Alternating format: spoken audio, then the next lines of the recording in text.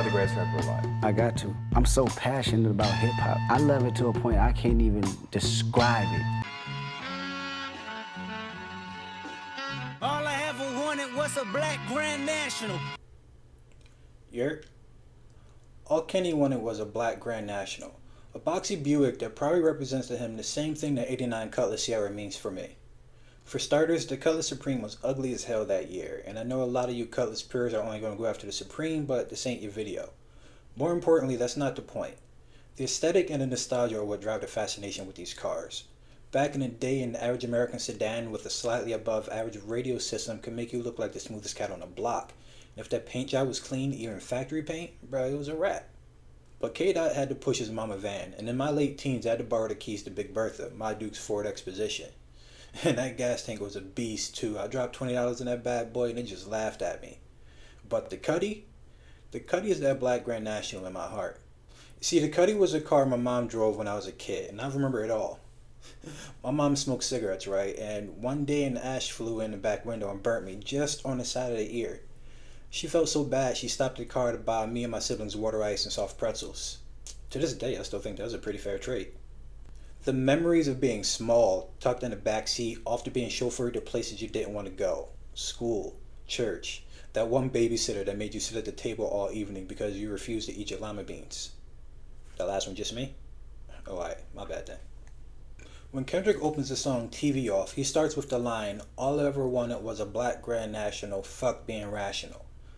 It hit me with a wave of nostalgia that brought all these memories back.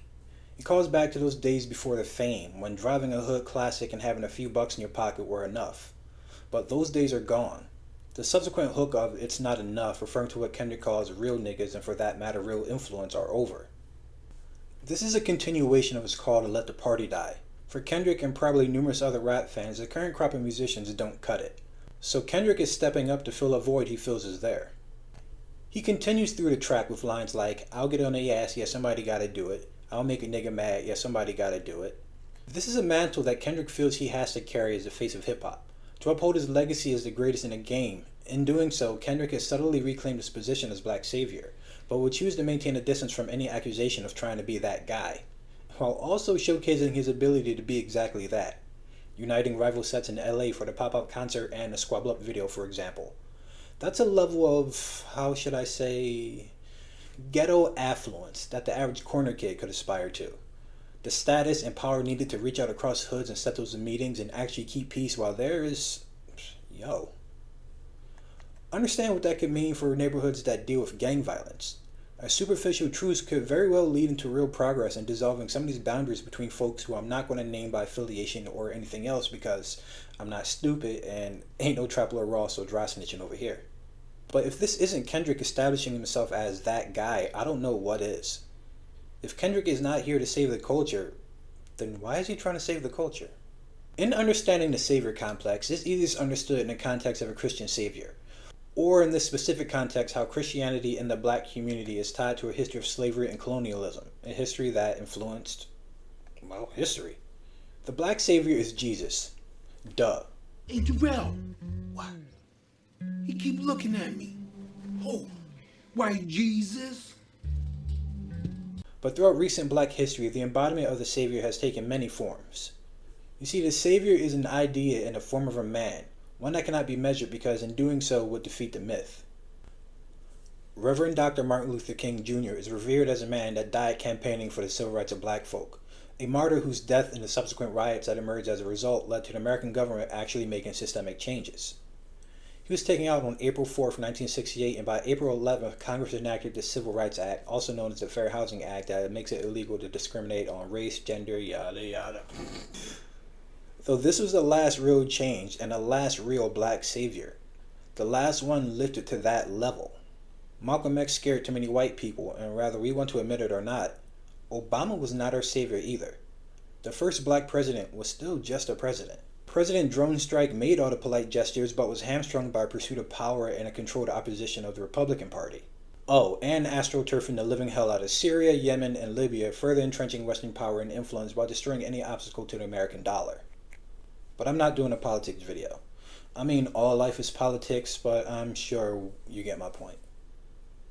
What I'm saying is, the higher the accolade a black man receives, the higher he'll be placed on the proverbial totem pole in the black community. The places once lauded and shared with black clergymen and politicians appear to be under the sole ownership of entertainers now. The new black savior is whomever currently has a cultural and financial capital. That savior is the epitome of black excellence, and that's what Kendrick Lamar is propped up to be. I'll leave links to both Lil Bill's The Black Church is Cooked video and FD's Black Excellence videos. Both are relevant to the current conversations, but are topics that aren't going to get a lot of attention today. Kendrick Lamar appears to sincerely reject the savior label, but his messaging often leans into the problematic self-righteousness that mirrors the ideology of Hotep culture. This complicates his legacy and highlights the dangers of fan idolization in a system that exploits and defines black excellence. A couple of questions I'd like to keep in mind as we go forward. How do capitalism, racism, and colonialism shape the myth of the artist savior? And what does Kendrick's rejection of this role reveal about the price of fame and legacy? I'll be brief in outlining how slavery and colonialism position black people as labor and symbols of resilience. For starters, chattel slavery and early black Christianity go hand in hand. This is important in understanding that oppression and a promise of late salvation are integral to the black experience in America. And remember, this is about the savior complex, or rather the deification of a black celebrity. You know, the idea of salvation for a disenfranchised person. For those of you raised around religion, how many of you can attest to an older person dealing with some sort of turmoil and finding resolution through the idea of salvation in the afterlife? Now hold on to that contextually, because salvation doesn't only refer to those wishing to save their souls, but also for those who wish to be saved from oppression, poverty, prejudice, and control. In the era post-Reconstruction, salvation was made through respectability politics and not getting lynched. A good boy with a clean cut and a shave was a standard, deferential to white authority while not being a bootlicker. Acquiring capital, setting up businesses, and creating generational wealth were all promises made to black America. In some cases, there was success. Atlanta has a lot of old black money, the kind of money where granddad didn't really have to work, but it didn't come without a struggle. The earliest examples of black wealth are also associated with tragic destruction of that wealth by often white outsiders. The 1934 unsolved case of the death of the black newspaper publisher W.A. Scott is a great example. The article I'm pulling from references the case with the assumption that it was due to business competition, but connected evidence is lacking. In the Scott case, that competition could have been deadly, abetted by a criminal justice system that only concerned itself with black crime when it interfered with or posed threats to white interests. Such a system left black victims without justice, devalued black lives, and frequently ensured perpetrators of violence would escape criminal prosecution, even in cases of... Jump into the early 50s, Jackie Wilson, Ray Charles, Ella Fitzgerald. See, now the Negroes have a little status and money, and the idea of salvation comes with a Cadillac and the authority to boss around a few white folk. And in entertainment is where you can find the most visibly successful black people, whereas white Americans can see successful versions of themselves at all levels. This distinction is partially behind the black celebrity as savior figure. They represent salvation from poverty and access to affluence that can insulate you from bigotry. Kind of. Black artists are often seen as cultural leaders rather than just performers in modern entertainment. You see, it comes down to a matter of historical trauma. And these realms that were once denied to us, or when we were allowed entry only to be ridiculed in, we can now see with the gift of hindsight the shucking and jiving that early generations had to do to make it in the bigs. Able to see that the pressures and violence of earlier days are over with the tacit understanding that we don't have to do that anymore. But that's far, far from the truth, and we are reminded of that through police violence, layoffs, and as of writing, the current drive to dissolve anything involving DEI. It can be a bit of a shock, and the ones that we see thriving are the black celebrities and entertainers. I think this shock is why black celebrities are looked at as leaders. They haven't screwed us over the way politicians and the clergy has, and they maintain this allure, this strength the common person doesn't have. Capital. They have capital. We like to imagine what they're doing for the culture or community and think about what we would do in that position, and this fuels the expectation for black artists to represent collective healing and leadership. And when these artists produce material of a political or uplifting nature, the savior myth is reinforced in our collective subconscious. Black music has long served as a form of resistance and spiritual survival rooted in the tradition of Negro spirituals. These songs, born from the horrors of enslavement, were not merely religious hymns, but coded messages of hope, defiance, communal strength, and often directions to freedom. This lineage continues through artists like Marvin Gaye, Public Enemy, and Kendrick Lamar, whose music blends social commentary with mantras that inspire and empower black communities. The recurring theme of black entertainers as cultural leaders is deeply tied to this history. Marvin Gaye's What's Going On embodies this spirit. The song's repetitive refrain, "What's going on?" functions as a mantra, inviting reflection and collective questioning. It doesn't offer easy answers, but fosters a sense of unity in confronting societal injustices. Gay, though reluctant to be seen as a leader, became a symbol of the social consciousness movement in music, echoing the role of spiritual leaders during a time of crisis.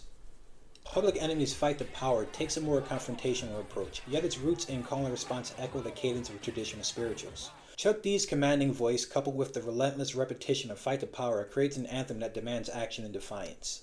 The song's mantra-like quality energizes listeners, transforming collective frustration into a powerful rallying cry. Public Enemy, like Gay, became more than entertainers. They were seen as political leaders, voices of a generation determined to challenge the status quo. Kendrick Lamar, with tracks like All Right, continues this tradition, offering a modern-day spiritual mantra in response to police violence and systemic racism. The refrain, "We Gonna Be Alright," has become a protest chant, symbolizing resilience and hope in the face of oppression. Much like Gay and Public Enemy's work, Lamar's song speaks to collective struggle and endurance. The simplicity and repetition of the line mirrors the function of mantras, slogans, and prayers, grounding listeners in a sense of shared purpose and survival. This lineage of music as both a comfort and a call of action explains why Black Americans often look to entertainers as cultural leaders. In a society where systemic oppression limits access to traditional forms of leadership, artists become accessible voices of truth and resistance. Our ability to distill complex social issues into digestible emotional mantras gives them a unique power to inspire and mobilize. However, Kendrick Lamar, like Gay and Public Enemy before him, resists the idea of being a savior. In Mr. Morale and the Big Steppers, he explicitly rejects this label, emphasizing he is fallible and human. Yet the cultural need for figures like Lamar persists, driven by the historical role of Black music as a guiding force. This, coupled with the ego of Kendrick Lamar, and a lot of male entertainers for that matter, leads to the savior complex blossoming regardless of how much they reject the actual label. In the end, We Gonna Be Alright is more than just a song. It's a continuation of a centuries-old tradition in using music to foster resilience and hope. But contradictorily, Lamar reminds us that the burden of leadership in a system designed to oppress is one that no single artist should bear alone, while also happily wearing a crown as the king of hip-hop. If Kendrick has truly stopped looking at himself as the savior of Black America, it's only been replaced by the need to be the savior of hip-hop. But hold on to that for a little bit later. Let me ask you a question. Is there a difference between a pursuit of legacy that makes something that outlasts you and a capitalist pursuit of legacy? The difference being in the emotions associated with the justifications. Let me elaborate. In making something that outlasts us, legacy can often be measured by the impact your action has on society or your target audience. Donating a park bench won't get your name in the paper, but it'll be appreciated by anyone who needs a rest on it, or a homeless person who needs to sleep there. ADHD tangent real quick. I refuse to say unhoused. The term unhoused is a pretentious neoliberal phrase designed to make the person that says it feel better. I've been homeless. I know what it's like to sleep on a bench, at a playground, abandoned buildings. What helped were soup kitchens where I could shower and get a meal. What helped were people acknowledging my existence and not avoiding me like I was a pile of dog shit that can get stuck to their shoe. Being referred to as unhoused doesn't do a damn thing. Okay, my bad, tangent over. But that's personal legacy. I don't remember the names, but I remember the faces and locations where I was really helped out. And those are the things that matter. Now, the capitalist pursuit of legacy is something different. In this context, specifically with regards to the Black community, legacy building becomes a way to combat systemic erasure. That's the key to the fallacy of Black excellence. It's only excellence if you have the capital or status to prove yourself as worthy as the equally wealthy white person. Kendrick will represent a new Black excellence, one that distances itself from the bourgeoisie and aesthetics of the Jay-Z and Beyonce types while still sliding up to the big money. You see, in this, Kendrick becomes a representative of the everyman, proof that those like us can get ahead of the game, a game that exploits every player. Capitalism at its core thrives on commodification and exploitation, especially of marginalized experiences. For Black artists, this represents a paradox. The system that devalues Black lives also profits from our creativity. The pursuit of legacy, so often framed as a triumph against oppression, can become a trap, binding artists to the very forces that some seek to critique. The commodification of the Black experience is not a new phenomenon. From the blues to hip-hop, Black culture has been repackaged and sold to mass audiences, often with little regard to the communities that birthed it. The irony lies in how artists, striving to assert control over narratives and secure economic freedom, must engage with this exploitative system. Their art becomes a product subject to market demands and capitalist valuation. Kendrick Lamar exemplifies this tension. His work critiques systemic oppression and champions Black survival, yet is distributed through systems that monetizes these very struggles. Albums like To Pimp a Butterfly deconstruct capitalism's impact on black identity while simultaneously achieving commercial and critical success. The imagery of a pimped butterfly, a symbol of beauty and transformation exploited for profit, captures this contradiction. Lamar's attempts to build a legacy, both as an artist and cultural commentator, are inseparable from the mechanisms of capitalism. This duality is where the trap lies. The pursuit of wealth and legacy within a system built on inequality can reinforce the very hierarchy artists attempt to dismantle. Yet opting out entirely is rarely an option, particularly for black creators navigating spaces where ownership and representation are scarce. Building a legacy becomes both a victory and a compromise, an assertion of agency within an oppressive framework, but one that always risks coadaptation. Kendrick made you think about it, but he is not your savior. In Mr. Morale and the Big Steppers, Kendrick makes it abundantly clear that he is not our savior. Or does he? By posturing as a messiah and Damn, Kendrick acknowledged to the audience that he had accepted his position as the new coming of Black Jesus. The iconography was everywhere from videos to promos, and you know how black folk feel about Jesus. Actually, you probably don't. I'll just refer you back to Lil Bill's video for a little background on the black church. Kendrick literally wore this mantle, infusing his music with the uplifting poetry representative of a Pulitzer Prize winner. Because he got one of them shits. The only rapper to ever earn the award. But by the time Kendrick released Mr. Morale and the Big Steppers, the mood had shifted drastically. Having expressed his feelings of failure in tracks like You from the album To Pimp a Butterfly, his new attitude reflects the kind of growth that can only be facilitated by solitude. Away from the prying eyes of the world, in a nation going on lockdown longer than me that time was put on punishment that's grounded for black people for getting into a fight the second day of school. Yo, I didn't see freedom till Christmas, and I still got roasted by my uncles all night. How you get suspended on the second day of school? Cause the nigga smacked me, you ain't raised no punk. Leave me alone. By the time we reach the track Savior on Mr. Morale, the energy has completely shifted from I'm not your savior to I'm just a guy that's good with a pen. And it almost feels like an attempt to dissuade criticism should he publicly slip from the pedestal he's been placed on. His tone reflects the tension between offering critique and positioning himself as a guide. Truthfully, even his attempts to provide salvation through his words are built on an ideology that assumes we need saving. Kendrick is a hotep, and I haven't given the topic any real time before, but imagine the most pro-black, pseudo-conscious brother you know, mixed with Jim Bob on the far right. I wish I was kidding. I was partially raised by hoteps. I know the rhetoric. It's as close to right-wing a black man can get without losing color. On the far left of the spectrum, you have Jermaine Dr. Umar. In the middle, you have Eric Adams, and you go further right, you hit the Tim Scott and Clarence Thomas types. My point is across the spectrum, you see a common pattern of Afrocentrism mixed with misogyny and pseudo-spiritual rhetoric. You can hear from Kendrick in lines like, give me something natural like Afro on Richard Pryor. Show me something natural like an ass with some stretch marks. It designates women that wear their hair naturally as a standard while solely condemning women that choose to wear their hair processed or flattened or put a nice weave in it. I worked in a Pan-African bookstore as a kid, and let me tell you, a little weave ain't gonna block intellect. Hell, I was sent around the corner to the beauty supply spot to get hair for my peoples a few times. Yaki, 4C, 18-inch, then go down that aisle and get the tea tree and the argan oil. Fuck you mean? And if Kendrick act like he didn't grow up with strong women with that same aesthetic, he's full of shit. But his hotepery is on full display in tracks like Auntie Diaries, where while attempting to stay positive, he repeatedly misgenders his uncle. A man that Kendrick raps about picking him up from school and giving him a haircut. This is that middle ground casual transphobia that fake progressives share. Like homosexuality is something they can wrap their head around, but a transgender relative, that'll take time. But it only takes as much time as we let it, and he ain't helping the situation with calling his uncle his auntie. Kendrick follows suit with dead-naming his cousin, who in a song transitions from male to female, but the framing needs work. My auntie was a man now, we cool with it. The history had trickled down and made us ignorant. My favorite cousin said he's returning a favor and following my auntie with that same behavior. It frames his cousin's transition as a choice, like changing hair color and not her coming to terms with herself and her gender identity. And if you want to go ahead and leave one of those "it is a choice" comments, let me say with full sincerity, fuck you. Leave my page, and I'll be blocking you from commenting going forward. The only one that'll be able to see your nonsense is you. Now, due to the aforementioned Kendrick Lamar's lyrics, he can sometimes alienate women and LGBTQ fans. So while the cishet male folk can sing Kendrick's praises for his superficial gestures and messages of prosperity, ladies and us queer folk are left out of the celebration. For the most part. I don't have time to get into how masculine queerness is accepted in terms of sapphic love and butch queer men, or non-bottoms being included more and denigrated less. It's how you get comments from black men like, I'm gay, but I'm not like one of those F slurs. And straight dudes that say stuff like, I'm cool, just keep it over there. They might even have a gay homie, but that nigga can't kiss his dude in front of him, or participate in locker room talk about a date where some cheeks were clapped. In taking Kendrick at his word that he is not our savior, I feel that we are misinterpreting the message, or worse, missing the point entirely. If I say I'm not the chef, but I prep all the ingredients, I develop the flavor, and I serve it to you, I can't really say I didn't provide nourishment.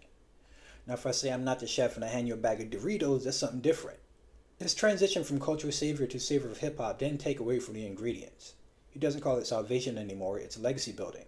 But how is that of any real difference? Loving you is complicated. Loving you is complicated. The risk of idolization is a fear that some public figures actually have. Some don't want their image associated with the cause or messaging because of what bad publicity could do. The Me Too movement was a real-time account of big men crashing and burning. Since then, we've felt the power of social media attempt to crush the careers of some of these guys. Counterculture isn't real and most of these schmucks just pivot to a demo that'll accept them. But it can destroy a brand when a person is tied hand in hand with it. I think that's part of this new I'm not a savior shtick. Falling from the middle rung of a ladder hurts a lot less than falling from the top. But is it a little late for Kendrick? I mean, especially with his lyrical content. It's time to let the party die. Somebody's gotta do it. I deserve it all. What do these lyrics contain if not the acknowledgement of his status within black culture? Well, they contain empty platitudes of black excellence, but also words of empowerment. Trite slogans detached from their original context and the musings of a man ablaze with contradictions, but still skillful and self-reflective enough to bury it all on a page. The real problem stems from fans elevating Kendrick as savior, a position he technically doesn't want to hold without engaging in his contradictions. Kendrick Lamar's savior image is increasingly at odds with the realities of his choices, especially when viewed through the lens that considers the impact of his Hotep-adjacent rhetoric. Hotep ideology often positions itself as pro-black, but routinely marginalizes black women through paternalistic framework. This mindset, which Kendrick music occasionally echoes, can have the effect of infantilizing black women by framing them as needing protection or correction rather than empowerment. His approach sometimes mirrors a broader societal tendency to sideline black women's agency, cast them instead as symbols or archetypes within a larger cultural narrative. This contradiction becomes more glaring when considering Kendrick's collaborations with men like Kodak Black and Dr. Dre, both of whom have faced serious allegations of domestic violence. Kodak Black in particular is a polarizing figure whose history of legal troubles, including assault charges, complicates his inclusion on Kendrick's Miss Morale and Big Steppers. While Kendrick may argue that his intent is to engage with complex figures as a reflection of broader societal issues, the optics of these collaborations suggest a troubling dismissal of harms these men represent to women, especially black women. It is difficult to reconcile Kendrick's self-proclaimed role as a moral compass when he platforms individuals whose actions undermine that very morality. The issue is further compounded by Kendrick sampling a lefty gunplay on TV Off. Gunplay's overtly racist remarks about not wanting his daughter to date a black man directly contradict the pro-black ethos Kendrick often espouses. Like, honestly, me, myself, personally, I'm not going to come home or I'm not going to let my daughter come home with a black dude. By including Gunplay's work without addressing or condemning his comments, Kendrick tacitly validates this anti-black sentiment whether intentionally or not. This decision not only alienates part of his audience but undermines his credibility as a figure championing black unity and progress. Kendrick's invocation of Hotep-aligned ideas becomes particularly harmful when it frames black women as a moral compass or bearers of community's virtue, often without granting them full personhood within his narratives. Songs like the previously mentioned Auntie Diary showcases this tension, where Kendrick attempts to engage with the progressive themes but ends up centering his own learning rather than the lived experiences of marginalized individuals. In doing so, he reinforces the hierarchy where black men's enlightenment takes precedence over the autonomy of two queer people in his family. What makes this dichotomy especially troubling is that Kendrick's body of work is often heralded as revolutionary and deeply reflective. He is praised for holding a mirror to society's flaws, but that mirror occasionally distorts rather than clarifies. By perpetuating misogynistic rhetoric and aligning with controversial figures, Kendrick risks eroding the very foundation of solidarity and liberation he claims to support. His actions seem to suggest prioritizing a flawed black masculinity over holistic community upliftment, a decision that ultimately reinforces patriarchal structures. So with all that being said, why do we still look towards celebrities like they're anything different than rich, detached versions of us? Why? Well, people cling to celebrities as symbols of hope and resistance because they offer a sense of possibility in an often unforgiving world. Celebrities, particularly those from marginalized communities, embody narratives of triumph over adversity. allowing fans to project their own struggles and aspirations onto these public figures. This dynamic is especially powerful when a celebrity story aligns with broader social movements, turning them into avatars for collective hope and progress. However, the price of fame is that celebrities often have no choice in becoming these symbols. Fame strips away individuality, reducing public figures to archetypes that serve societal needs. Once a celebrity reaches a certain level of prominence, their image becomes public property, shaped more by audience expectations than their own intentions.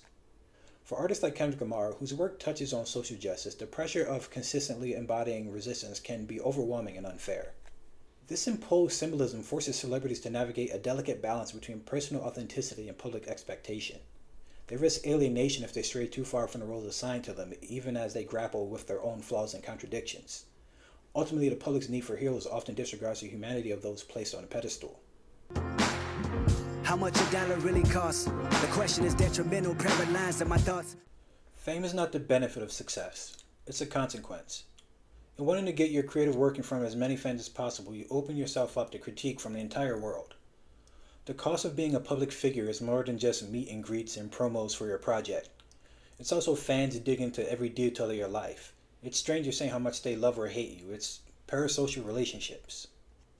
To understand parasocial relationships, you need only look to how Chappell Roan was treated this summer after establishing boundaries with her fans. She had become justifiably upset after fans would stop her in public demanding hugs and photos or harassing her family at work and at home. We are not owed that engagement regardless of how a piece of work impacted us or how much we spent on merch, tickets, or whatever. The love, adoration, or even knowledge of the fan is non-existent. The relationship between a fan and a creator is one way, but a substantial number of fans seem to not understand that. It's not just about boundaries, or rather, it's not just about the boundaries celebrities want to actively set. But it's also the crossover effect, where your art becomes associated not just with who you are as a creator, but also how you engage with the world in your personal life. Once the public establishes that one-way bond, you're tethered to the identity you've created, and any deviation from that can lead to severe public scrutiny. This is a burden Kendrick faces as both an artist and a symbol for the Black community. But truthfully, Kendrick doesn't want to stop being the savior. Furthermore, he never stopped seeing himself as a cultural demagogue. The tension comes from the responsibility of the title in the broader sense. If Kendrick says he's not your leader, then you can't fault him for his or your failures should you decide to follow his lead. And if you carefully listen to Kendrick's song, you can hear this conflict, but what you can also hear is the side of the ego peeking out. Here's part of Kendrick's verse from Family Ties. I've been ducking the pandemic, I've been ducking the social gimmicks, I've been ducking the overnight activists, yeah. I'm not a trending topic, I'm a prophet, I answer to Metatron, Nick Gabrielle.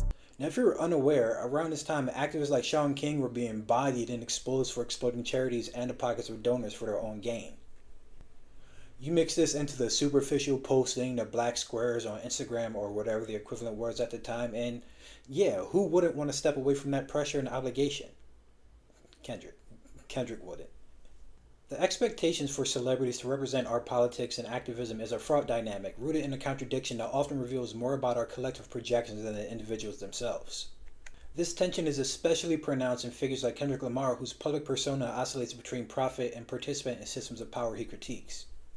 Kendrick's decision to perform at the Super Bowl halftime show in 2025, an event synonymous with corporate sponsorship and NFL controversies, invites scrutiny over the ethical implications of expecting consistency between his art and his actions.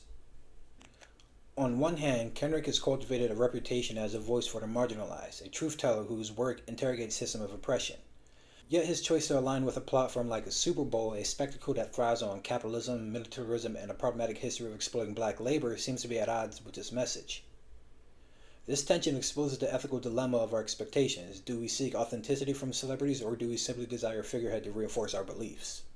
Kendrick's participation in such an event doesn't nullify his artistry, but it does complicate his role as prophet. Prophets as cultural figures are expected to stand outside the systems they critique, offering a vantage point untainted by complicity. Yet in a capitalist society, no one, including Kendrick, is free from such entanglements.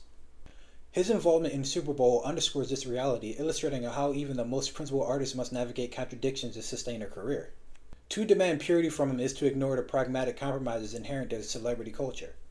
This contradiction extends to the audience. Our expectation for celebrities to embody perfect political alignment often disregards their humanity, reducing them to symbols rather than individuals with complex motivations. For Kendrick, the Super Bowl performance is likely as much about maintaining visibility and relevance as it is artistic expression. And the audience's discomfort with this choice may stem more from disillusionment than betrayal, revealing our tendency to project unrealistic standards onto public figures. When Kendrick positions himself as a prophet in his music, we may mistake his artistic persona for moral obligation, ignoring the inherent performance of celebrity activism. Moreover, Kendrick's complicity in capitalist systems mirrors our own. We criticize his participation in corporate spectacles while consuming the art and the platforms that amplify his art.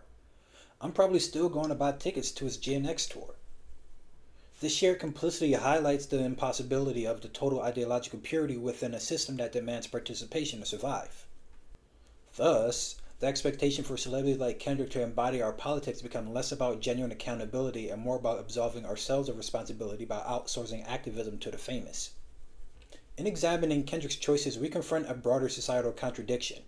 We celebrate his critique of capitalism and systemic oppression while demanding that he thrive within these same structures. This ethical dilemma reveals the limitations of seeking savior in celebrities, reminding us that activism is not a spectator sport. Instead of looking to artists to embody our ideals, we might better serve those ideals by interrogating our own complicity and taking direct action in our communities. Heavy is the head that chose to wear the crown. Even Kendrick's pursuit of legacy is shaped by a system that values profit over people. In an attempt to build this legacy, he plants a flag in the ground saying, "I won't be forgotten." Legacy can be a form of resistance, proof that the system didn't completely buckle you, a way to live on in the culture's memories. If you're in between the ages of 35 and 40, you can remember the cultural relevance that rappers like Pac or Big Pun had. You remember I ain't a killer, but don't push me. and I'm not a player, I just crush a lot. you can feel it in your core, can't you? You might remember exactly where you were when you found out that they passed. I do. For Pac, I was watching TV and someone called my mom and told her. I was watching Rugrats. And when Big Pun passed, we were pulling onto the block, and just as moms finished parallel parking, Cosmic Kev came on the radio to announce Big Pun was gone. There was this pause where moms just put the car in park and went, damn. If you're in this age range, you might only be able to name a couple of songs from each, but you remember the impact they had. Those days when radio stations and mixtapes ran the shows. That warm, nostalgic feeling you get when thinking back to your older relatives bumping those songs is what's left behind as the legacy. For marginalized groups, building a legacy is a way to ensure cultural survival and resist systemic erasure. But survival and legacy are not mutually exclusive. There's a difference between music enduring and surviving. Music that survives makes it to a top 100 playlist of a decade, like Flo Rida's Apple Bottom Jeans. Songs that endure are like Pac's Brenda Had a Baby. The average 20-something will know Flo Rida's song just because of how frequently it's still played at stadiums or in between sets at a concert when they're changing out the band equipment. You might not even realize just how often that song still plays. But it's getting to the point where only hip-hop heads readily remember the song Brenda Has a Baby. But to everyone in the know, which song do you think holds more weight culturally? If you said Flo Rida, you must be huffing Ready Rocks. Kendrick's focus on legacy is evident in his albums, each crafted as a cohesive narrative meant to outlast trends. To Pimp a Butterfly as an intentional work of art reflects the black struggle and triumph, designed to be timeless and also may be the work that showcases Kendrick's true vulnerability. It's peak savior complex Kendrick, when he fully believed the hype. He fully believed his albums could galvanize the world and make that change, and when it didn't happen, damn. Passing through damn, we get to see the exhaustion that comes with legacy building. The attempt to build something that lasts for generations can cause a lot of fatigue to set in. Factor in trying to do something uplifting with your craft, and that's when the real burnout begins. Burnout can be summed up as a combination of fatigue, stress, disappointment, and trauma. As an example, I've been in social work for the past 15 years. Nationally, the turnover rate for frontline, person-to-person contact is around 30%. Meaning 1 to 3 positions will need to be filled every year, with staff rarely exceeding 18 months. In Philly, the turnover rate is closer to 60%, meaning 2 out of every 3 jobs will need to be refilled on average. People leave these roles because of burnout, because exhaustion and trauma have reached their limit and they just can't do it anymore. Happened to me. I got burnt out and left the industry for about 3 years, went traveling, took on less stressful roles, and when I came back, I was prepared to re-enter the world of constant grind and shitty pay. I say all that because it's the emotional and mental toll that lead to a person facing burnout. And entering Mr. Morale and the Big Steppers, we can hear and feel that burnout throughout the entire album. but you can truly feel its resonance in tracks like the popular Heart Part 5. Lyrics like, I do this for my culture, to let you know what a nigga look like in a bulletproof Rover.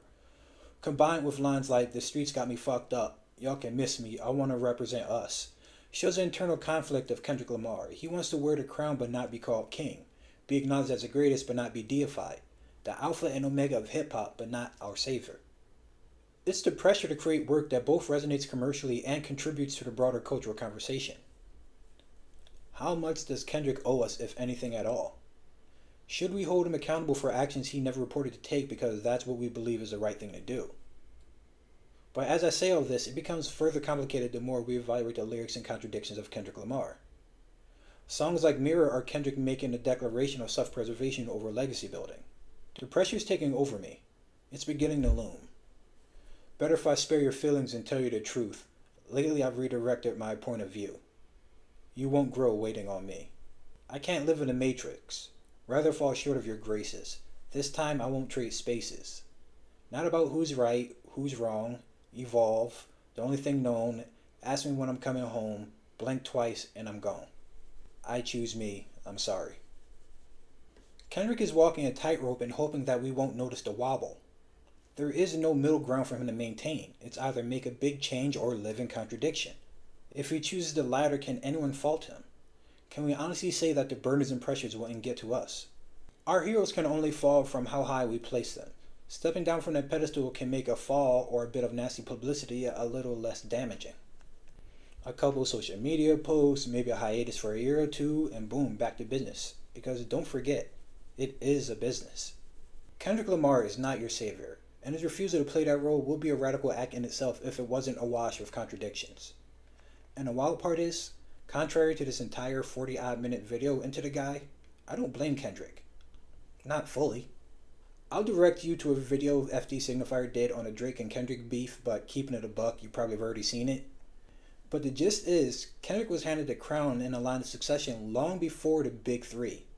The rapper's rapper, here to bridge the gap between the new and old school. And with his talents, that's probably true. And Kendrick has fed into this through his lyrics, imagery, and aesthetics. Section 80 introduced us to the guy. Mad City made him a household name. To Pimp a Butterfly made him a Pulitzer Prize-winning musician, allowing him to meet the president. Damn exposed the pressures of carrying the title. Mr. Morale saw Kendrick vacate the throne. And GNX with the lead up from the Drake beef was a championship fight to put the belt back around his waist. I think it's too late for Kendrick to not be the savior. His self-righteousness complicates his position, reflecting the flaws of any hero narrative. There's no room for him to run, but again, should he? Should he be faced with this responsibility in the first place? It's up to fans to confront our expectations of celebrities living up to our ideals in politics. If we don't acknowledge the humans behind the art, we're destined to repeat the same story. A distraught populace hears of an artist with the voice, style, or charisma to uplift their community, and we cling to them. Any message of prosperity, hope, or to just hold on and grind will be viewed as a direct link to the IRL behavior and personality of this public figure. And that has never been the case. It's not the case right now. Do you think you're getting a full me in these videos? For starters, I curse way more. Like I say fuck a lot. But I also have opinions that may not go over well with one of you, but someone else would commend me for. The balance is sharing the true me, but not the whole me. When we give ourselves heroes, we open ourselves up to disappointment. Heroes represent an ideal human experience, which is in direct contradiction with the human condition. Everyone's hero is someone's villain. I'm sure that there are a bunch of white guys in here that support Andrew Schultz when I would pay good money to see him kicked in the chin by a Clydesdale. But for the free speeches at risk crowd, it's all in good fun. He's actually brave for making jokes about and K-Dot. To some of you hairy palmed vitamin D deficient piss ants, he's a hero.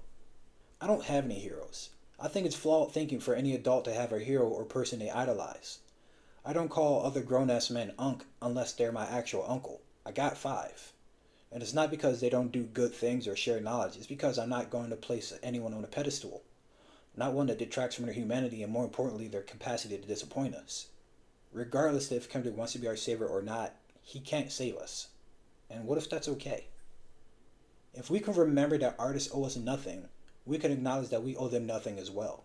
No devout following of every aspect of their life, arguing against any and everyone that disagrees with our choice of favorite. If we can do that, I think we'll stop being so let down whenever a placeholder celebrity does a capitalism or is found out to have done something offensive or criminal. The truth is, Kendrick doesn't owe us anything. If anything, we owe ourselves the critical thinking needed to evaluate why we flock to him. Do we really need his every action to match his music? Not if we want to save ourselves from frustration and heartache. They Not Like Us Kendrick is the same person as 2025 Super Bowl Kendrick. Understanding that is key.